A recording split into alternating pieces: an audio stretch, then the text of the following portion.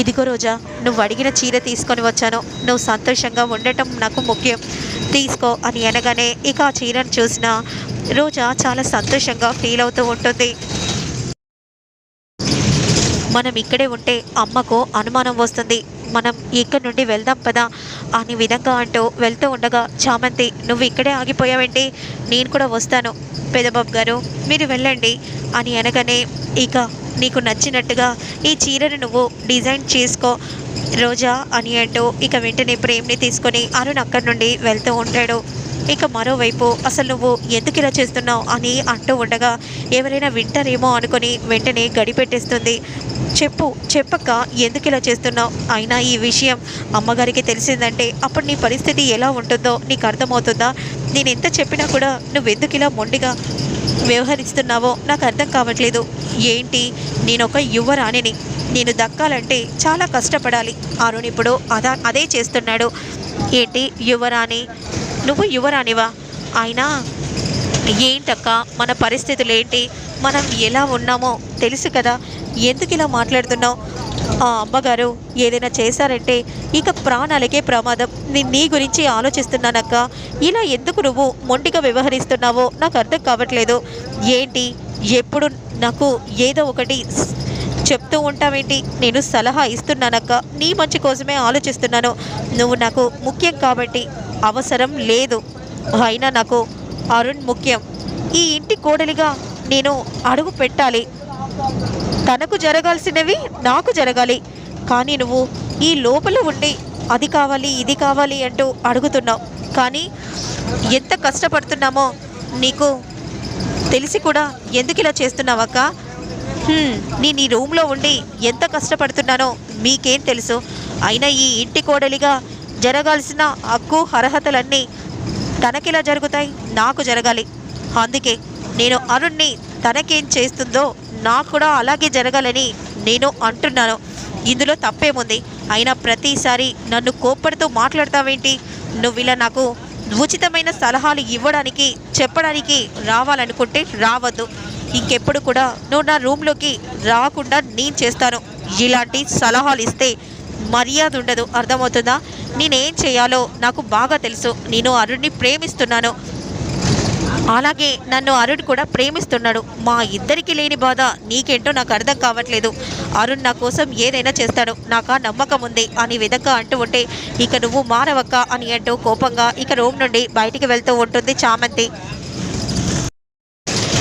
ఇక మరోవైపు మాత్రం హాల్లో అందరూ కూడా కూర్చుంటారు.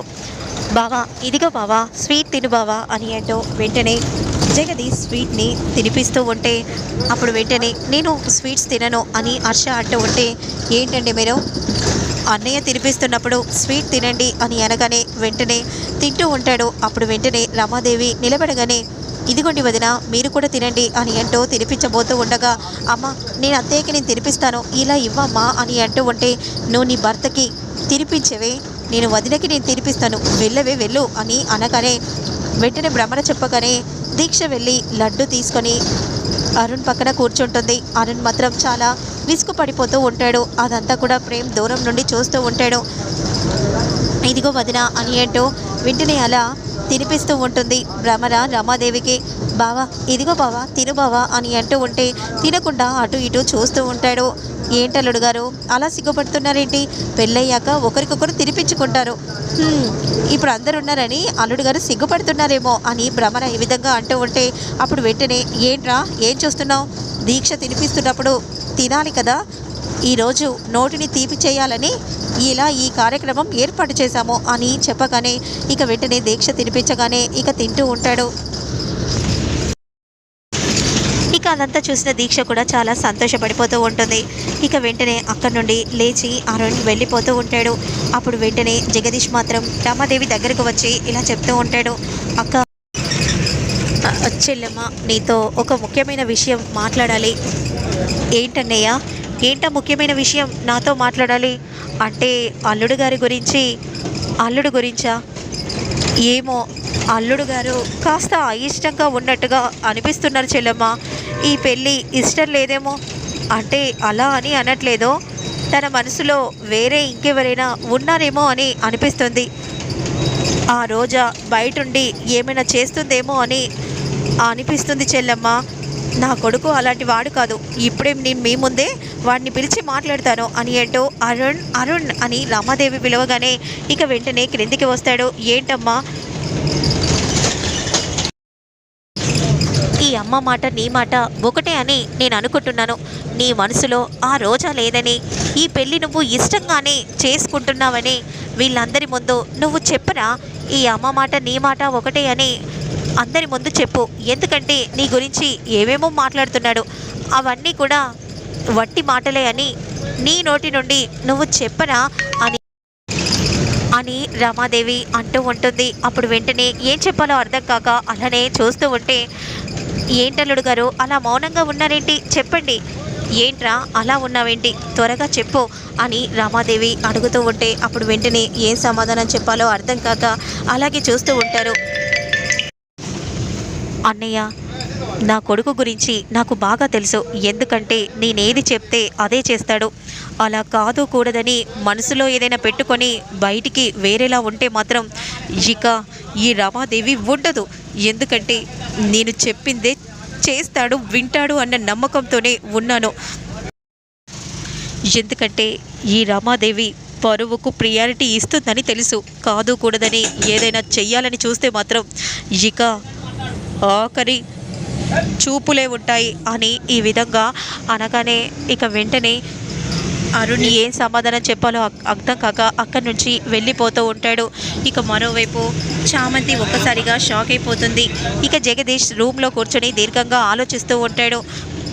ఇదంతా చూస్తుంటే ఈ పెళ్లి జరిగేలా అనిపించట్లేదు నాన్న. మనసులో ఆ రోజానే ఉంది. ఇక నాతో పెళ్ళిలా జరుగుతుంది. నువ్వు ఆలోచించకమ్మా. నీకు మీ డాడ్ ఉన్నాడు. అది కాదు డాడ్, నాకు ఇదంతా చూస్తుంటే నాకు భయంగా ఉంది. ఎందుకమ్మా, ఆల్రెడీ నేను ప్లాన్ చేశాను. కానీ ఎందుకు నాన్న, ఆ రూమ్లో ఉంది దీక్ష అని అత్తయ్యకి చెప్తే తనని బయటికి తీస్తుంది కదా. పొగ పెట్టి బయటికి పెట్టినా కూడా ఏదో ఒకలా తప్పించుకుంది.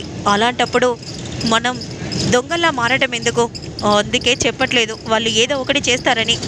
కానీ ఖచ్చితంగా దాన్ని నేను పైలోకానికి పంపించడానికే ప్లాన్ చేశాను అని అనగానే ఇద్దరు షాకింగ్గా చూస్తూ ఉంటారు. ఏంటి నాన్న మీరంటుంది? అవునమ్మా, ఇందులో నేను విషయం కలుపుతున్నాను. ఈ లడ్డు తిని అక్కడికక్కడే ఆ రోజా చచ్చిపోతుంది. ఇక ఎలాంటి పీడ ఉండదు. అల్లుడు గారు నిన్ను సంతోషంగా పెళ్లి చేసుకుంటారు. నిజంగా థ్యాంక్ యూ నాన్న, నీకోసం నేను ఏదైనా చేస్తానమ్మా అని విధంగా అంటూ ఉంటే ఇక అదే సమయానికి అమ్మ చామంతి, నువ్వు ఇక్కడ ఉన్నావా? ఇదిగో అమ్మ, ఈ బాక్స్ చిన్న రూమ్లో పెట్టు. సరే అత్త అని అంటూ వెంటనే స్వీట్ బాక్స్ తీసుకొని వెళ్తూ ఉండగా, ఏంటమ్మా అది నీ చేతిలో ఉంది? స్వీట్ బాక్స్ ఎవరి రూమ్కి? చిన్నబాబు రూమ్కా నువ్వు వెళ్తుంది? అవునవును. అవునా, అవేం స్వీట్స్ అమ్మా? అప్పుడు వెంటనే స్వీట్స్ చూపించగానే, ఈ స్వీట్స్ తినడు.